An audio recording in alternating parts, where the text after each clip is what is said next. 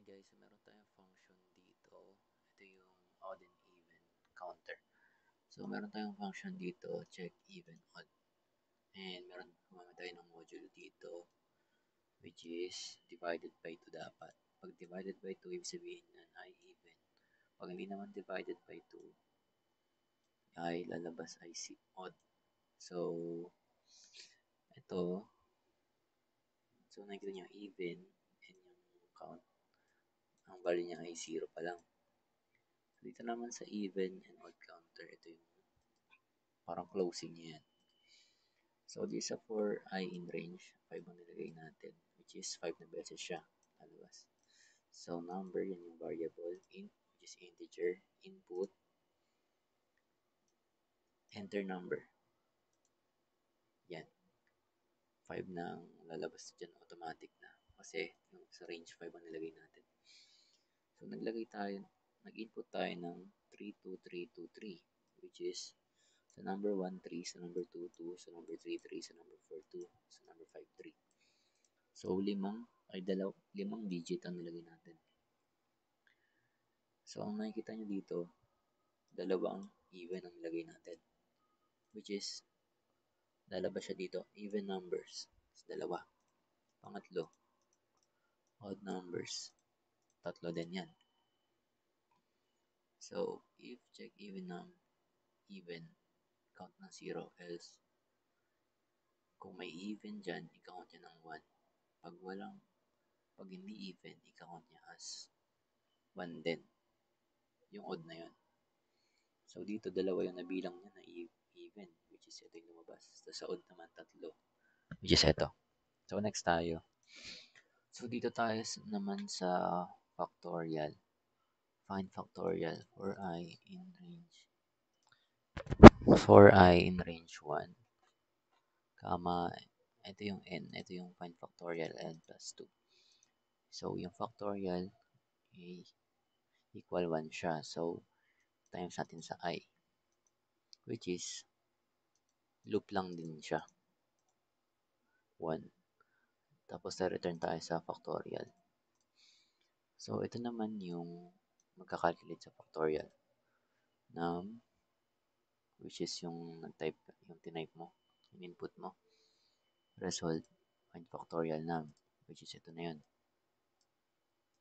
Tapos, ito siya lalabas. So, next. So, function to calculate discount amount. So, dito tayo. Enter total amount, 1,000 lagay natin. Ang discounted ay 900. So, if amount is greater than 1,000, apply tayo ng 10% discount. Else, return amount. Kung hindi naman sumabor ng 1,000, walang discount. So, try natin ng 900. 900 pa din siya. So, ito yung function niya, apply discount. So, amount, float, which is may decimal. Discount amount, get discount amount. So, ito yun, discount amount. So, ito lang yung function niya to calculate. Pag nag-type ka lang dyan ng 1,000, mayroon kang 10% discount. Pag below 1,000 naman, 999, wala kang discount. So, ayun lang. Nag-print pala siya ng discount amount. Yung nakalagay dito. Excuse me. Tapos, tinawag niya ulit yung function para mag-run yung program. Next time. So, dito naman sa categorize temperature. If temperature is greater than 20, ay cold to. Ay less than 20 pala. Malamig. Which is cold yung lalabas. Pag if temperature naman ay less than 30, pero hindi siya nag-less ng 20. Kumbaga 21 to 20, 30, warm siya.